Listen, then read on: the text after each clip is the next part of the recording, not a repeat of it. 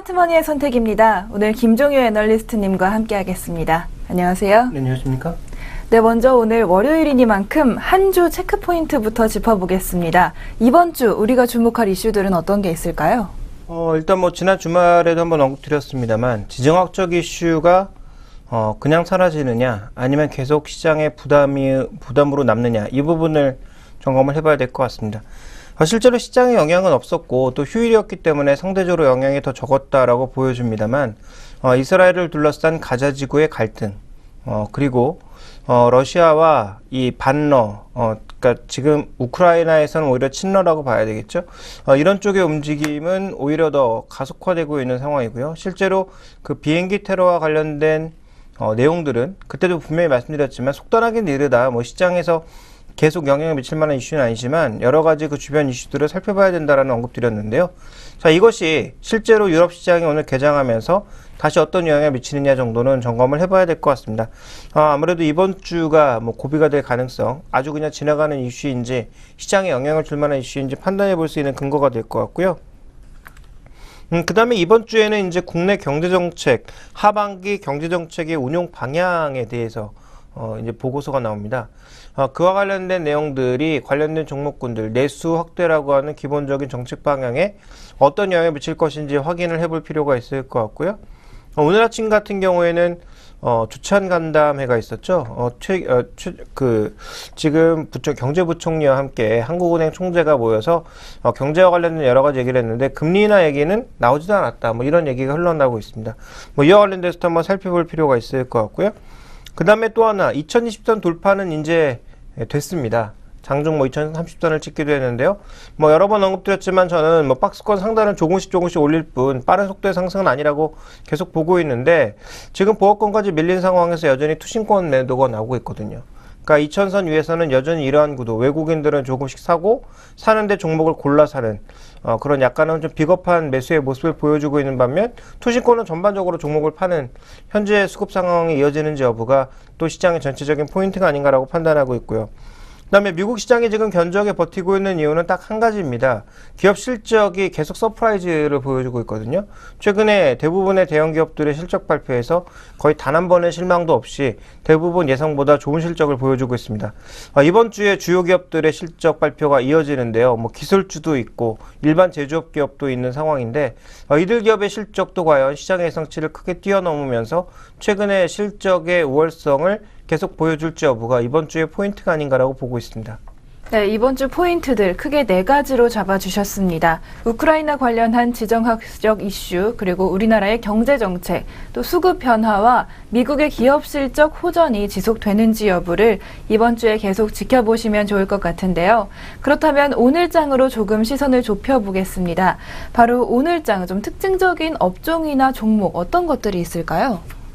일단 낙폭과대 소외주들이 좀 많이 올라가는 것 같아요. 단기적으로 크게 내렸던 GS 리테일이라든지 이런 종목군들도 움직이고 있지만 IT 부품주들 중에서 그동안 오랫동안 쉬어가던 종목군들 더 이상 빠지지 않고 많이 빠진 이후에 더 이상 빠지지 않고 버티던 종목군들이 오늘 좀 순환매가 나타나는 종목이 많았고요.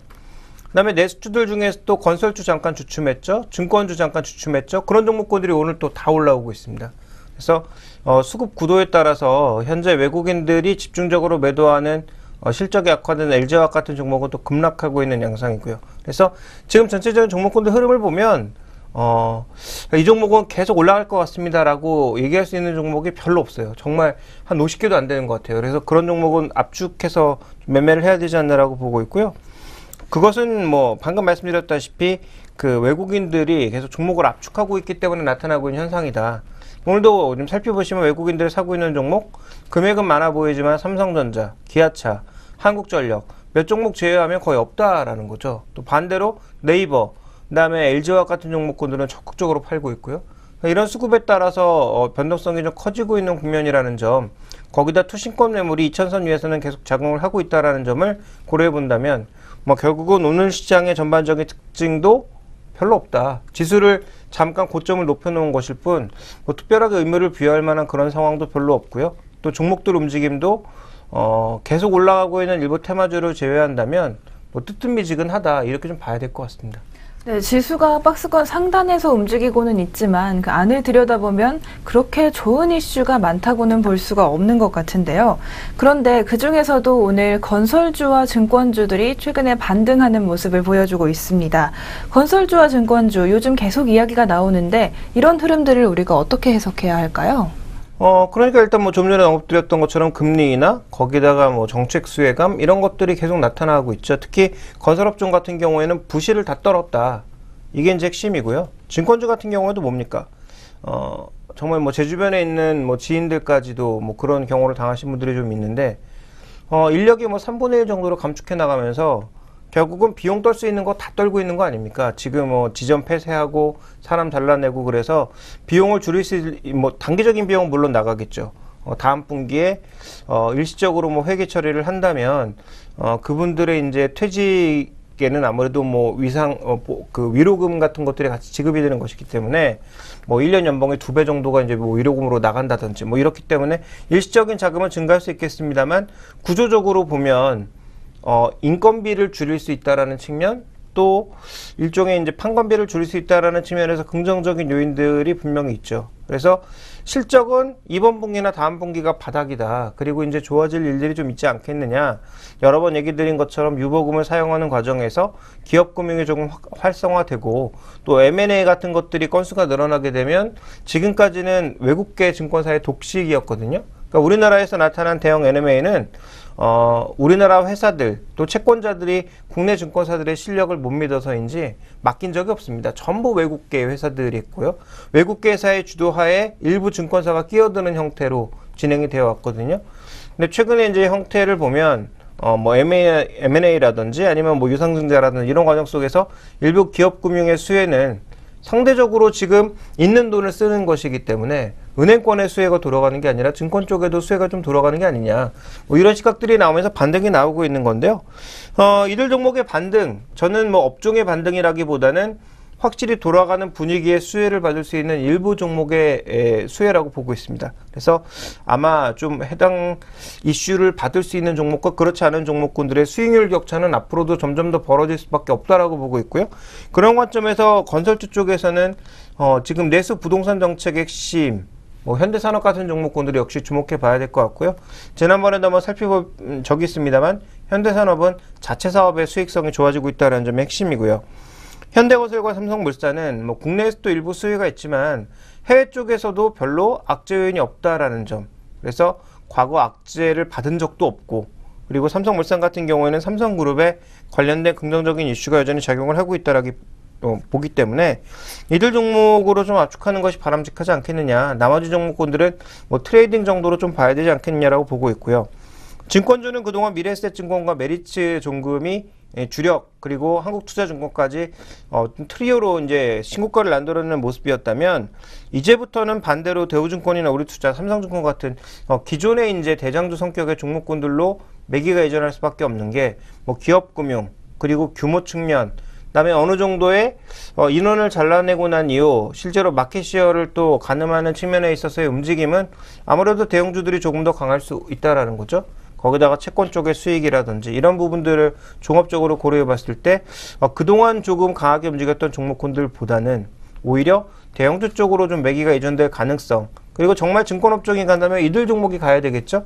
그런 측면에서 아마 이들 종목에 매기를 좀 더 집중해 보시는 것이 좋지 않을까, 저는 이렇게 좀 보고 있습니다. 네, 저희가 편의상 건설주와 증권주 이렇게 말하는 경우가 많은데요. 앞으로의 좀 수혜를 볼 수 있는 종목들은 좀 나누어서 생각을 해봐야 할 것 같습니다. 방금 말씀해주신 현대산업을 비롯해서 증권주에서는 대우증권, 우리투자증권, 삼성증권 등을 토픽으로 꼽아주셨는데요. 그렇다면 건설주와 증권주와 비슷하게 IT 부품주들도 최근 반등하는 모습을 보여주고 있습니다. 이 IT 부품주들도 역시 좀 이렇게 나눠서 생각을 해야 될까요? 역시 마찬가지겠죠. IT 부품주들은 전반적으로 일단 안 좋아요. 그리고 앞으로도 안 좋을 것 같고요. 왜냐하면 이제 부품주들의 전반적인 성격이 갤럭시 S 시리즈, 그러니까 하이엔드 시리즈 쪽으로 납품하는 기업과 그렇지 못한 기업들의 수익률 격차가 좀 발생하는 초기 국면이었다면 지금은 갤럭시 S로 납품을 해봐야 별로 얻는 게 없다라는 거죠. 그리고 주요 스마트폰 업체들도 모두 대부분 이제는 단가를 어떻게 낮춰야 되느냐를 고민하고 있는 시기입니다. 그러다 보니까 IT 부품 쪽은 더 어려울 수밖에 없는 상황이고요. 특히 재고도 최근에 많이 쌓이고 있다는 점을 고려해 봤을 때 현금이 안 도는 일부 기업 같은 경우에는 오히려 베트남이나 중국 공장을 뭐 철수한다든지 아니면 뭐 규모를 축소하는 과정에서 뭐 크게 어려움을 겪을 가능성이 있다라고 보고 있기 때문에 저는 뭐 이들 종목에 대한 전반적인 시각은 여전히 부정적입니다. 그래서 오늘 뭐 자화전자를 포함해서 뭐 하이소닉이라든지 일부 그 카메라 모듈 관련된 종목이나 아니면 최근에 케이스 쪽에서는 뭐 금속과 관련된 KH바텍 같은 종목군들이 여전히 강세를 보여주고 있습니다만 정말 뭐 개별적인 흐름이라고 봐야 될 것 같고요. 전반적인 수익성의 악화는 앞으로 이어질 수 있다. 근데 이제 그나마 좀 기대할 수 있는 건 많이 빠졌다라는 것과 또 하나는 시장에 어디까지나 지금 루머성 얘기로 나오고 있습니다만 지금 아이폰 6의 바람을 빼기 위해서 갤럭시 노트4가 예상보다 빠르게 8월에 나올 수 있다라는 그런 얘기도 흘러나오고 있거든요. 그러니까 아이폰 6로 넘어가고자 하는 사람이나 아니면 아이폰 6에 대한 기대감을 사전에 좀 차단하고자 뭐 김빼기 작전을 시도하고 있는 것 같은데요. 최근에 나오고 있는 삼성폰의 품질이 갤럭시 S3 이후로는 뭐 정체되었다라는 얘기가 좀 많이 나오고 있는 상황이고 저도 공감하고 있고 해외 쪽의 IT 블로거들의 평가도 뭐 비슷하게 나오고 있기 때문에 뭐 그런 관점에서 보면 노트4 나와봐야 뭐 얼마나 뭐 영향력 있겠느냐 이렇게 좀 시니컬하게 생각해 볼 수도 있겠습니다만 어쨌든 부품주들의 입장에서는 화면 더 크고 신제품 그나마 이제 좀 높은 가격을 받을 수 있는 신제품이 나온다라는 관점에서 어느 정도 반전을 조금이라도 시도해 볼 수 있는 계기는 마련하고 있다 이렇게 봐야 될 것 같고요. 또 하나 핵심은 뭐냐면 갤럭시 S 시리즈라든지 아니면 아이폰 시리즈라든지 아니면 LG의 뭐 G 시리즈 이런 한쪽에만 몸에 달고 있는 애들한테 이제 빠져나와야 된다는 거죠. 오히려 갖고 있는 기술을 가지고 그 다양한 그런 플랫폼으로 적용하는 기업들 대표적으로 LG 이노텍이죠. LG 이노텍이 지금 아이폰 6 때문에만 올라간다고 생각하면 오산이죠. LG G3 때문에 올라간다고요? 그것도 오산입니다. 실제로 G3나 아이폰에 납품해서 얻을 수 있는 이익은 굉장히 제한적이거든요. 그러니까 그런 관점에서 저는 오히려 장기적으로 보면 LG이노텍이 그 자동차 쪽에 점점 그 어라운드 뷰 모니터라고 해가지고 그 하늘에서 보는 듯한 그런 뷰를 제공하는 것들이 많이 나오고 있잖아요. 고급차면 고급차일수록 많이 나오고 있고 최근에 뭐 중형차들 정도에도 옵션으로 달아주는 경우가 많은데요. 그런 것들 하기 위해서는 기본적으로 뭐 카메라 모듈이 5-6개 정도 필요하거든요. 근데 LG이노텍 같은 경우는 카메라 모듈 기술이 굉장히 좋습니다. 그래서 LG G3가 이번에 인정받은 것도 카메라 기술을 굉장히 많이 인정받고 있는데요. 그런 것들을 자동차 쪽으로 더 플랫폼을 넓혀 나가면서 향후 자기가 갖고 있는 부품 기술들을 바깥으로 더 확장하고 있거든요. 그러니까 그런 관점이라면 긍정적인데 만약에 그러지 못하고 여전히 뭐 갤럭시에만 묻혀있다. 이런 종목군들은 제가 보기엔 장기적으로 좋아질 가능성이 상당히 낮아졌다라고 보고 있습니다. 네, IT 부품주가 주가는 조금 반등을 하고 있지만 굉장히 좋지 않은 상황이 지속되고 있고요. 특히 방금 말씀해 주신 것처럼 한 브랜드에만 너무 올인하고 있는 그런 종목들 좀 주의하시기 바랍니다. 지금까지 오늘장 상황 간략하게 살펴봤습니다. 잠시 후 선물 전략 엘도라도 전문가님과 알아보겠습니다.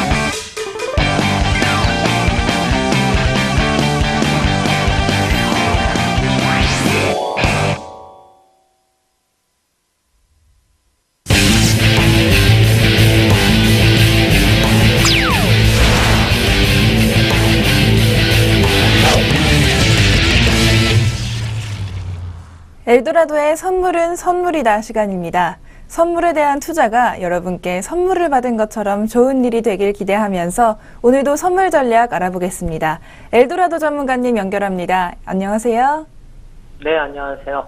네, 먼저 오늘도 참 글로벌 증시 흐름, 어제 흐름이 좋았습니다. 국내 증시도 좋았다가 약간 조정받는 상황인데요. 시장 대처 오늘은 어떻게 하셨나요? 네, 일단 초반에는 상방 위주로 계속해서 대응을 하다가 도저히 안 되겠다 싶어서 하방 박스가 깨진 이후에는 계속해서 하방으로만 대응을 하고 있는 중입니다. 네, 오늘 그렇다면 대응을 계속 시장에 맞춰서 잘 해나가신 것 같은데요. 오늘 선물 시장의 수급 동향 살펴보겠습니다. 계속해서 지금은 매도세가 들어오는 것으로 파악이 되는데 차익과 비차익 매매 동향 어떤가요?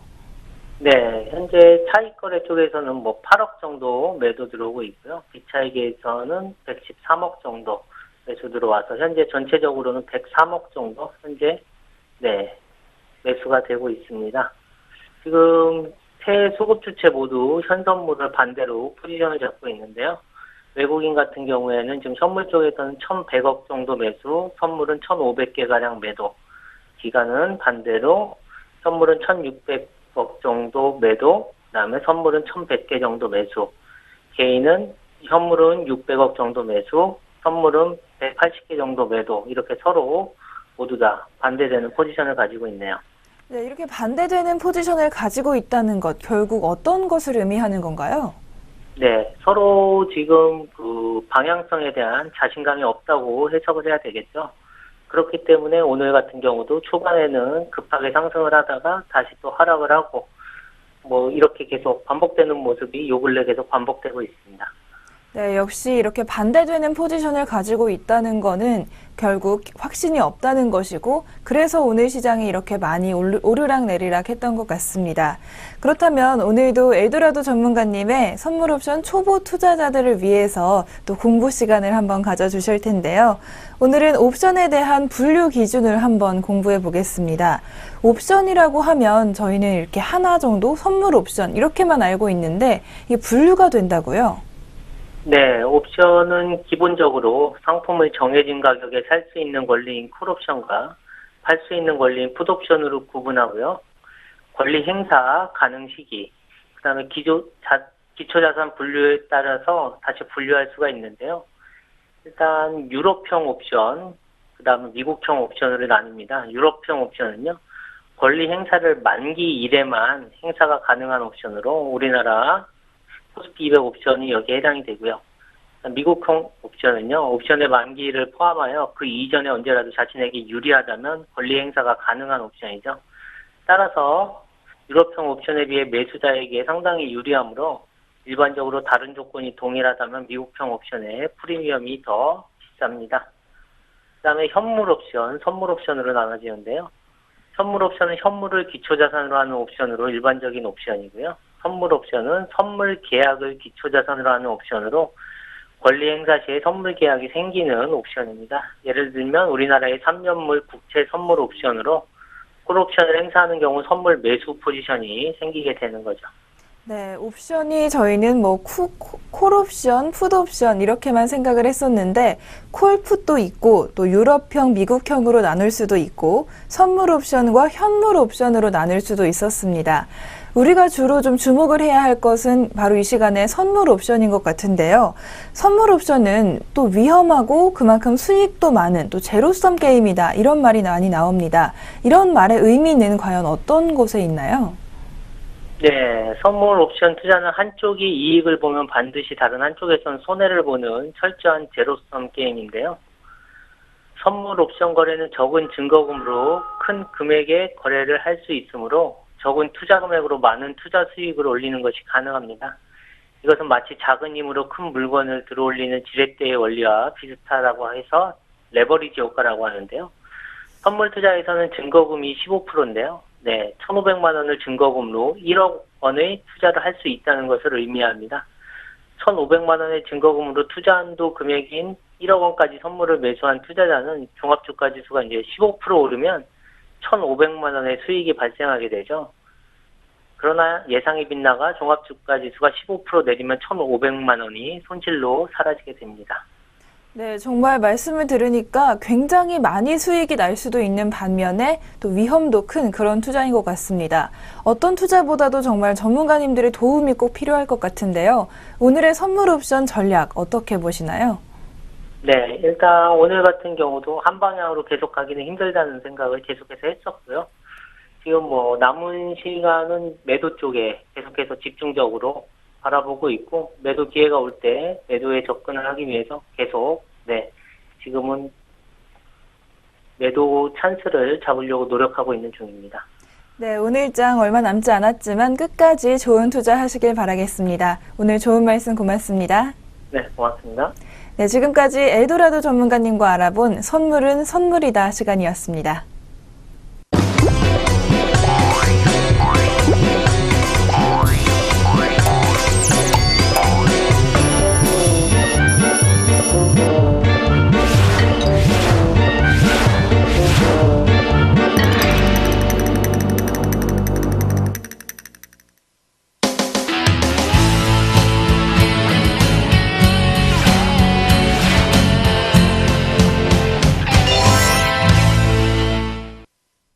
다시 스마트머니의 선택입니다. 오늘의 이슈, 바로 글로벌 이슈를 한번 알아볼 텐데요. 바로 미국 경제의 하반기 전망을 한번 해보겠습니다.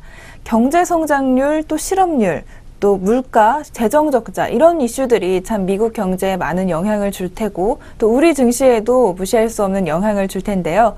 앞으로의 하반기 미국 경제 한번 살펴보겠습니다. 우선 주요 지표 전망은 어떻게 하고 계신가요? 뭐 항상 그랬지만 전망은 다 좋습니다. 뭐 다 좋아질 거다 이것만 믿고 있는 상황인데요. 계속 사람들은 지금 한 4, 5년째 이번에는 하고 믿고 있는 것 같아요. 그렇지만 대부분의 전문가들일수록 실제로 이제 전망치를 믿기보다는 뭐 숫자의 방향성 정도만 좀 믿고 있는 것 같습니다. 그러니까 작년보다 나아지겠지 정도는 동의하고 있지만 과연 전망하는 것 자체가 의미가 있나 생각이 되고 있는데요.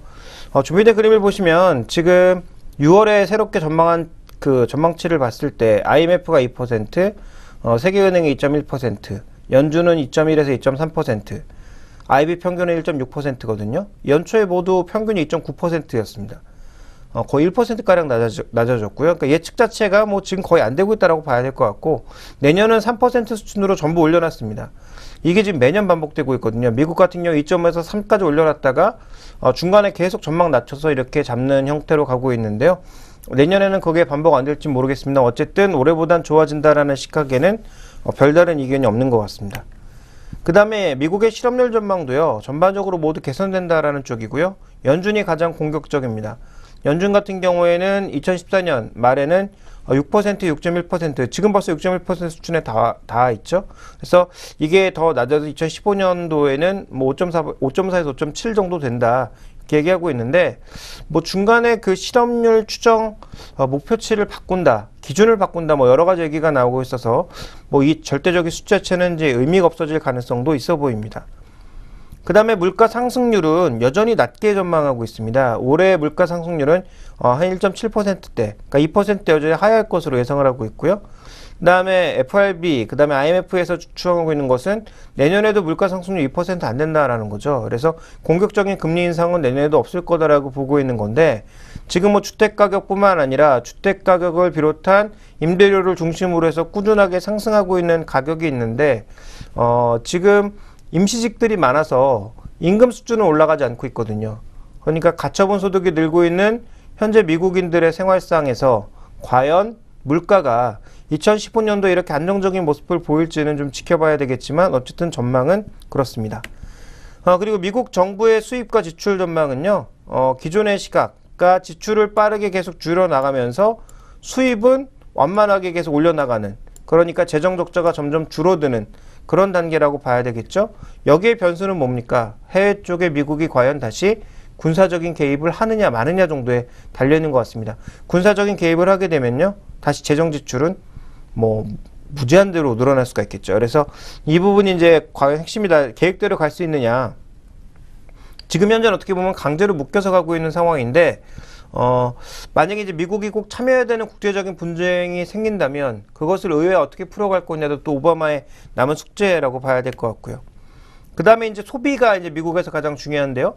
소비를 전망할 수 있는 근거 자료들을 조금 살펴보시면 현재 구간에서 지금 고용 지표들은 개선되고 있습니다. 또 구인율도 올라가고 있죠. 가계 자산이 최근 올라가고 있는 건 부동산 회복과 함께 주식이 올라가고 있기 때문이고요. 거기다 소비자 신뢰 지수까지 좋아지면서 전체적으로 모두 좋아진 상황인데 아까도 언급드린 것처럼 소득의 증가가 제한적이라는 점, 그리고 고용의 질이 생각보다 낮다라는 점을 생각해 봤을 때 결국은 소비 회복은 조금 완만하게 이루어질 가능성이 있다라고 보여집니다. 그러니까 종합적으로 보자면 대부분 다 좋아진다. 그리고 물가는 여전히 안정적이다. 그래서 우리가 흔히 얘기하는 리플레이션 국면, 물가는 변화가 없는 가운데 성장은 계속 이어지는 그런 국면이 이어지는데, 다만 그 속도에 대해서는 여전히 아무리 그 전문가들이 떠들어 봐야 속도는 생각보다 그렇게 빠르게 붙지 않고 있다. 이렇게 봐야 될 것 같습니다. 네, 전반적으로 거의 모든 지표가 좋아질 것이라고 나오는데 앞서 말씀해 주신 것처럼 처음에 전망이 좋았다가 점점 내려오는 모습들 항상 반복됐었습니다. 이런 것들은 꼭 변수들이 생겨서 이런 성장을 가로막는 경우가 생길 텐데 이번에도 혹시 그럴 위험이 있는 변수들이 있을까요? 일단 뭐 미국의 실업률의 한계를 다시 한번 얘기할 수밖에 없겠죠. 먼저 준비된 그림을 보시면 지금 광해 실업률과 그냥 실업률이 조금 다르게 나타나고 있는데요. 광해 실업률은 지금 우리가 흔히 얘기하는 잠재적 실업자까지 모두 포함한 거거든요. 이게 지금 아직도 10%를 넘고 있습니다. 그러니까 미국의 10명 중 1명은 그냥 놀고 있다라는 거죠. 그래서 우리가 경제활동에 참여하고자 하는 사람을 중심으로 실업률을 조사해 봤을 때는 6% 초반까지 내려앉았지만 아예 이제 나가 떨어진 사람들, 뭐 경제활동이고 뭐 난 모르겠다라고 나가 떨어진 사람들까지 포함하면 10명 중에 1명은 미국 사람들은 지금 놀고 있다라는 거고요. 그 다음에 실제로 이 실업률 6.1% 안에 경제활동에 참여하는 사람들 중에 대부분이 임시직을 하고 있다라는 거죠. 언제 잘릴지 모르고 기업의 그 고용 형태에 따라서 언제든지 바뀔 수가 있는. 그래서 뭐 미국 경제의 특성상 원래 임시직이 많았다 이런 얘기들도 많이 하고 있습니다만 어찌되었든 지금 소득 자체가 임시직은 높을 수가 없는 거죠. 그러니까 그런 부분에서의 약점이 여전히 나타나고 있는 미국의 고용시장. 그렇기 때문에 6.1%라고 하는 가시적인 숫자에도 불구하고 옐런이 정책을 바꾸지 못하고 있는 거죠. 그 부분이 이제 가장 큰 문제고요. 두 번째로는 이제 주택시장 문제인데요. 주택시장은 제가 작년 하반기부터 계속 말씀드렸습니다. 주택시장에 대해서는 방향성 자체는 의심이 없으나 탄력은 계속 둔화될 수밖에 없다라는 얘기를 드리고 있는데요. 여전히 그렇습니다. 방향 자체가 바뀔 것 같진 않아요. 어떻게 되었든 조금씩 개선되는 흐름이 나타날 것 같은데 지금 공시률 추이를 보시면 임대주택도 지금 10% 아래로 내려왔고요. 단독주택 같은 경우에는 공시률이 지금 1%대입니다. 그러면 이 구간에서 우리가 좀 봐야 되는 건 뭐냐면 제가 보기엔 낮을 만큼 낮아졌다라는 거죠. 그러면 더 이상 낮아질 데가 없는 수요가 거의 다 차고 있다라고 좀 봐야 될 것 같고요. 그런 측면에서 주택 착공도 최근 들어서 둔화가 되고 있단 말이죠. 그러니까 더 이상 좀 질 수 없는 상황이다 이렇게 좀 봐야 될 것 같습니다. 지어봤자 이제 수요 자체가 존재하지 않는 거죠. 워낙 2008년도, 2009년도에 충격이 컸기 때문에 여전히 회복되지 않은 사람들이 많다. 그래서 돈 있는 사람들의 이제 뭐 돈놀이, 투자 개념의 어떤 주택 투자는 이어질 수 있겠습니다만 일반 서민들의 추가적인 주택 구매 여력, 모기지 전환 여력은 과거 대비 많이 줄어들었다라고 판단해 본다면 결국은 주택 시장이 또 발목을 잡을 가능성은 충분히 있다라고 봐야 될 것 같고요. 그 다음에 이제 또 하나 좀 살펴봐야 되는 것은 기업 측면 또 설비 투자 측면인데요. 준비된 그림을 보시면 기업 수익이나 설비 가동률 굉장히 좋거든요. 그런데 문제가 뭐냐면 이게 특정 산업에 너무 집중되어 있다는 거죠. 대표적으로 셰일가스를 중심으로 하는 일부 산업들, 그 다음에 자동차 기반 산업들, IT 일부 산업들, 여기를 제외하고 나머지가 여전히 안 좋다라는 것입니다. 그래서 미국의 전체적인 지금 설비 가동률이나 기업 수익 증가분, 이거는 해외 법인이거나 아니면 미국 내 산업이라면 정말 일부 산업에 국한되어 있는 것이기 때문에 여전히 미국 경제의 전체적인 균형도 크게 자리 잡지 않고 있다. 그래서 여전히 성장을 가로막고 있는 변수들이 산업별로도 존재하고 있고 경제 전체 구조 내에서도 존재하고 있다라고 봐야 될 것 같습니다.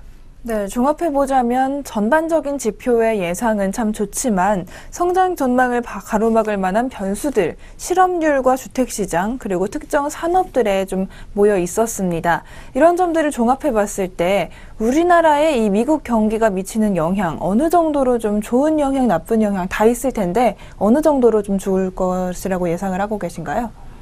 그 전문가들의 예상을 아무리 좋게 본다고 하더라도 내년에 3%가 쉽지 않다고 본다면, 뭐 2.5% 정도 내외라고 본다면, 결국은 여전히 느린 회복이라고 봐야 될 것 같고요. 이런 느린 회복 속에서 우리가 얻어갈 수 있는 건 그렇게 많지 않다. 그리고 미국도 회복시키고 싶은 건, 미국의 수입 수출을 회복시키고 싶은 게 아니라 미국의 내수를 회복시키고 싶은 거거든요. 그러니까 우리가 지금 착각하면 안 되는 게 유럽 안 좋고 미국 안 좋으니까 부양책 써서 우리까지 같이 좋아지는 그림을 자꾸 생각하고 있는데 실제로 그렇지 않다라는 거죠. 그들의 입장에서도 그들의 고용, 그들의 경제, 그들의 내수가 살아나는 게 중요하지 외부 쪽이 뭐 살아나든 말든 그렇게 상관할 내용은 아니거든요. 그래서 외부 쪽은 안 깨지면 되고 내부에서 살아나는 것을 요구하는 것이기 때문에 이들의 투자 전략에 있어서 핵심, 그러니까 미국 관련주의 투자 전략의 핵심은 현지화, 얼마나 미국 내수에 녹아있느냐, 이 부분이 될 것 같습니다. 그래서 미국의 지금 투자가 증가하고 있는 부분 쪽에서 가장 이제 선두에 나설 수 있는 게 대표적으로 보면 IT 부품이나 자동차 부품이라고 보고 있고요. 그들 중에서도 우리 부품을 쓰지 않으면 안 되는 일부 산업들, 뭐 여러 번 언급드렸지만 SK하이닉스나 삼성전자, LG디스플레이 같은 일부 부품주들, 자동차 부품 쪽에서도 향후 이제 전장 부품이 늘어나거나 아니면 현대차 기아차 멕시코 공장, 현대차 뭐 미국 공장, 또 멕시코 공장까지도 지금 확대가 얘기되고 있는 상황인데요. 그 과정에서 수혜를 받을 수 있는 일부 수혜주들, 그 다음에 중국산 타이어의 공격을 받으면서 중국산 타이어에 관세가 부과될 경우에서 상대적으로 거기에 자유로운 한국 타이어, 뭐 이런 정도가 수혜를 받을 수 있다라고 봐야 되는 거지. 과거처럼 뭐 미국과 관련된 대부분의 기업들이 다 수혜를 받는다? 이 부분은 힘들기 때문에 뭐 이들 종목뿐만 아니라 수혜를 받을 수 있는 종목군들을 최대한 압축해서 접근을 하는 것이 좋겠다, 이렇게 보고 있습니다. 네, 역시 미국이 좋아진다고 해도 우리에게 영향을 줄 수 있는 건 제한적이겠죠. 정말 수혜를 받을 수 있는 업종과 종목 잘 골라서 투자하시길 바라겠고요.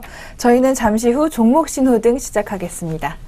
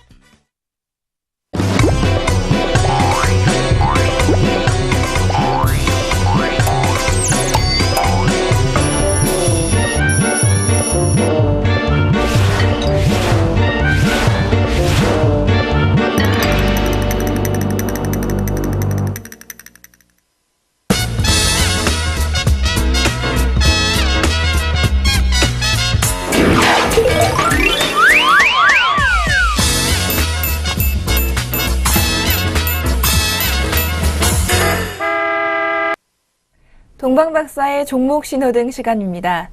지금 가지고 계신 종목 언제 팔아야 하나 고민이신 분들, 또 지금 어떤 종목 사고 싶으신데 정말 사도 되는지 걱정이신 분들, 저희 리치맵 홈페이지에 고민 올려주시면요. 바로 이 시간에 동방박사 최병훈 전문가님께서 종목에 대한 상담과 종목 신호등 켜주실 겁니다. 동방박사 최병훈 전문가님 연결해 보겠습니다. 전문가님 안녕하세요. 네, 안녕하십니까. 동방박사 최병훈 전문가입니다. 네, 오늘도 좋은 말씀 부탁드리겠습니다. 첫 번째 종목, 바로 지난번에 저희가 소개해드린 종목인데요. 우리투자증권입니다.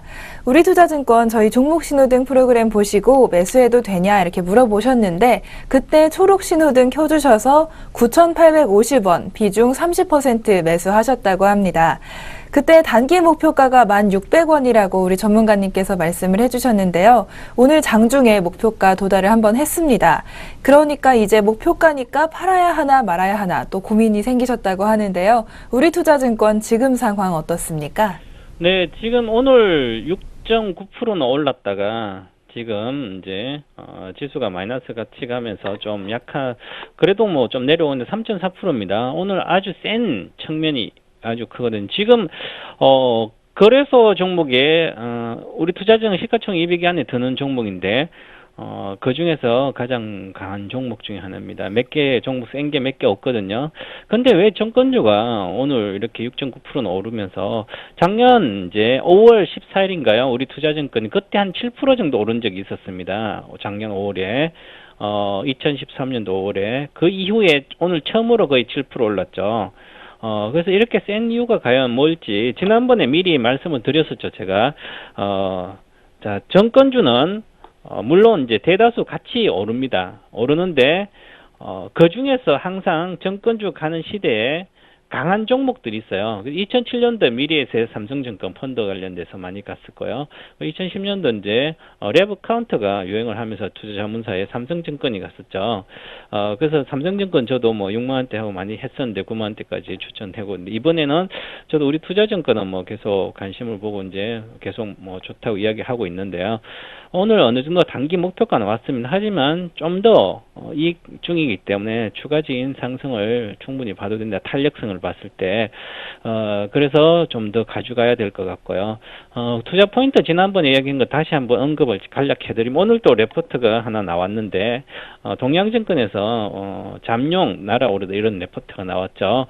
그처럼 제가 미리 이제 지난주에 말씀드렸듯이 이제 중요한 것은 NH농협증권과 합병되죠. 우리 투자증권 합병되면 자본금이 4조 3천억 정도 됩니다. 그런데 중요한 것은 앞으로 지금 현재는 뭐 특별하게 수익을 낼 수 있는 구조가 없습니다. 저금리 시대이기 때문에. 그런데 자산 운영을 잘하게 되면 그보다 이제 중요한 거죠. 그래서 지역 농협에 한 200조 정도 자산이 됩니다. 농협 쪽에.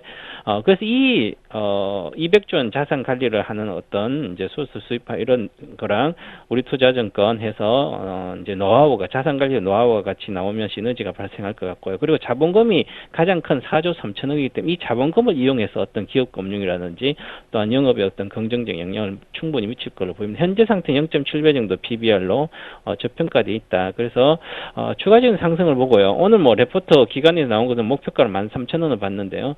저도 뭐 미리 중장기적 목표가는 장이 2,100포인트 이상 갔을 때는 13,000까지 본다. 그래서 목표가를 한번 잡아드리겠습니다. 단기 목표가 올리겠습니다. 초단기는 1,600원 정도 내외가 오늘 고가죠. 오늘 고가 1,600원, 650원인데 내일 정도 아마 단기 고가는 나올 것 같습니다. 1,800원 정도. 그런데 중요한 것은 금리 인하가 다음 달에 아마 예정이라고 하긴 그런데 인하에 대한 기대감이 있죠. 그래서 다음 달 2주차에 매매를 결정할 것 같습니다. 그래서 현재 상태는 추가적인 상승이 충분히 가능하기 때문에 11,500원까지 보면 될 것 같고요. 중장기적으로 봤을 때는 만약에 지수가 물론 가야 돼요. 잘 가게 되면 박스권 상단이죠. 이 박스권. 그 전에 상단권이 여기인데요. 결국은 13,000원 내외까지는 충분히 오를 것 같다. 그런데 이제 중요한 것은 항상 오르다가 내리면 뭐 위에서 사신 분은 손실이 크기 때문에 지금 현재 상태는 손절가가 아주 중요합니다. 손절가가 올라가고 있는데요. 9,800원 현재는 손절가를 9,800원 높게 잡아드리겠습니다. 손절가는 꼭 명심하자. 그래서 위에 사신 분도 많은 달 9,800원을 종가로 무너지면 일단 팔고 본다. 이렇게 말씀을 드리겠습니다. 네, 목표가를 지난번보다 많이 올려주셨습니다. 우리투자증권, 종목신호등 어떤 불인가요? 네, 아직은 초록신호등 켜드리겠습니다. 네, 계속해서 더 상승 여력 있는 만큼 계속해서 가지고 계셔도 괜찮을 것 같습니다. 그렇다면 두 번째 종목 살펴보겠습니다. 해성옵틱스 시청자분께서 질문 주셨는데요. 해성옵틱스를 오늘 7,300원에 20% 매수하셨다고 합니다.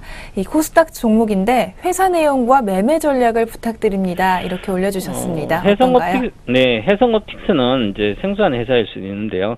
카메라 렌즈 있죠. 강황 렌즈를 카메라 렌즈라든지 이렇게 카메라 모듈 또 사업도 같이 하거든요. 그래서 카메라 렌즈 쪽에 삼성전자에 1,600만 화소의 카메라에 들어가고요. 그다음에 이제 카메라 모듈 쪽 하고 있습니다. 카메라 모듈은 하는데 중저가품에 대한 카메라 모듈을 하는데 중국 업체랑 경쟁을 하기 때문에 베트남 공장이 있는데 거기서 하더라도 상당히 이제 좀 부진했어요. 이제 공급이 그랬는데 이제 가동률 조금 회복되면서 좀 좋아지고 있습니다. 그런 측면을 봤을 때는 이제 바닥권에서 이제 3분기부터 본격적인 실적이 나올 걸로 보이고요. 지금 주가는 많이 빠졌었죠. 만 원대에서 이렇게 7,000원까지 6,000원대까지 빠졌다 반등하고 있습니다. 그래서 대다수 스마트 부품주들은 이렇게 많이 빠졌다 그렇습니다. 그런데 다른 부품주는 오르지 않고 있는데 이 해성옵틱스는 오르고 있습니다. 그것은 여기에 해성옵틱스가 갤럭시 S5가 있거든요. S5 중에 강대역 LTA가 있어요. 가장 최근에 나온 강대역 LTA. 여기에 1,600만 화소 카메라 모듈이 렌즈가 들어가기 때문에 그 물량이 공급이 확대되고 있어서 이제 본격적으로 실적이 개선된다. 그래서 2분기 실적은 1분기랑 비슷하고 무난한데 3분기부터 좋아지기 때문에 이제는 바닥권에서 턴을 하고 있기 때문에 매수하면 분할 매수해서 쭉 갖고 가는 홀딩해서 들고 가면 이제 하반기에 가을 이렇게까지 들고 가시면 수익이 확실히 나지 않겠나 이렇게 말씀드리고 목표가는 말씀드리게 되면 목표가는 지금 현재 7,170원인데요. 한 7,800원 여기 주봉상으로 보시면 중심선 정도까지 7,800원이고요. 그 다음에 좀 더 길게 보면 여기 전고점인 근처까지 가지 않겠나. 그래서 9,500원까지 봐드리고요.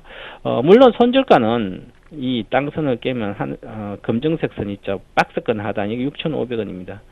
요거를 반드시 지지해줘야 된다. 요거를 감안해서 매매를 하시면 되겠습니다. 네, 카메라 렌즈와 모듈 제조업체인 해성옵틱스 목표가 이렇게 잡아주셨는데요. 해성옵틱스의 종목 신호등은 어떤 불인가요? 네, 초록 신호등 켜드리겠습니다. 네, 안심하시고 매수하시고 또 가지고 계신 분들은 더 오랫동안 가지고 계셔도 될 것 같습니다. 그렇다면 마지막 종목 살펴보겠습니다. 시청자분께서 한국카본 오늘 8,600원에 20% 매수하셨다고 하는데요. 그런데 참 안타깝게도 매수하고 나니까 주가가 하락했다고 하십니다. 회사 내용이 자세히 알고 싶다고 하시는데요. 한국카본 어떤 회사인가요? 네, 한국카본이 이제 오늘 사실은 조정 타이밍에 산 것 같습니다. 오늘 시가가 이렇게 시가 높은 8,660 시작해서 잠깐 플러스 갔다 계속 약하죠.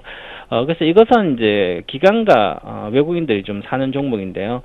외국인들이 주로 사가지고 있기 때문에 외국인들 안 사고 좀 팔면 금방 또 빠졌다가 또 올라가고 그런 좀 이건 들고 가는 주식이죠. 장기 매매보다는. 그래서 현재는 좀 조정 중이기 때문에 조금 추가적인 조정이 있을 것 같다. 그래서 추가적인 조정 났을 때 좀 추가 매수해서 갖고 가도 되는 좋은 종목입니다. 회사 내용은 다 아시다시피 이 종목은 LNG 본행제를 하는 회사죠. 그래서 이 LNG 본행제가 이제 가점 시장입니다. 그래서 동성 하이텍과 이제 화이텍 이렇게 동성 하이텍 한국카본 이렇게 가점 체제이기 때문에 안정적인 매출을 가져오고 있고요. 전방 업황 이제 조선사의 상선이 아니라 LNG이기 때문에 전방 시장도 괜찮고요. 그래서 다른 사업부인 건자재 사업부도 좋습니다. 그래서 실적이 괜찮게 나오는 상태고요. 현재 상태는 어느 정도 적정 주가라고 볼 수 있지만 내년에 일본 조선사에 대한 본행적 대규모 공급이 예상되고 향후 2017년, 18년까지 이제 LNG 시장은 좋기 때문에 이 본행지 시장도 마찬가지입니다. 그래서 장기적으로도 들고 와도 좋은 종목이기 때문에 장기 성장성을 보고 가져가시면 좋을 것 같습니다. 중기적으로 사셨다는 게 잘 사신 것 같고요. 목표가 잡아드리겠습니다. 목표가는 단기적으로 보시면 이제 월봉이 수렴하고 있기 때문에 전고점이 9,490원입니다. 이것은 한번 뚫을 것이다. 그래서 뚫을 것이면 이게 왜 뚫는다고 생각하냐면 수급입니다. 수급이 외국인 수급이 외인들이 아주 좋다. 아주 좋기 때문에 그대로 중장기적으로 가도 되고요. 그리고 이제 손절가는 이제 목표가는 9,700원 정도 잡아드리고요. 손절가는 7,800원 정도 여기서 유지할 거라고 봅니다. 7,800원 지지만 되면 된다. 그래서 8,000원 내까지 오면 거기서 추가 매수해서 중장기로 들고 가면 아주 좋은 종목이다 이렇게 말씀드리겠습니다. 네, 한국화본 내용에 대해서 자세하게 참 잘 설명을 해주셨는데요. 한국화본의 종목 신호등은 어떤 불인가요? 네, 초록 신호등 켜드리겠습니다. 네, 한국화본 안심하시고 계속 매수하셔도 될 것 같습니다. 이렇게 한국화본까지 3가지 종목 오늘 살펴봤습니다. 오늘 좋은 말씀 해주신 동방박사 최병훈 전문가님 고맙습니다. 네, 감사합니다. 네, 지금까지 동방박사의 종목 신호등 시간이었습니다.